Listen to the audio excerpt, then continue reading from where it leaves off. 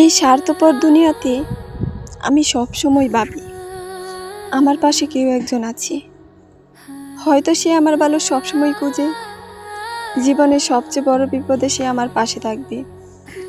কিন্তু দিন শেষে যখন জানতে পারি যে আমি একা, আমার চলার এই শূন্য পথে আমার আগে পরে কেউ নেই, আমি শুধুই একা, তখন আমি নিঃস্ব। তখন মনে হয় হাজার মাইল পথ হাঁটা সে পাটাও আজ হাঁটতে ভুলে গেছে। মনের হাজার পাড়ের লাইটটা আজ কুয়াশা চাদরে ঢেকে গেছে।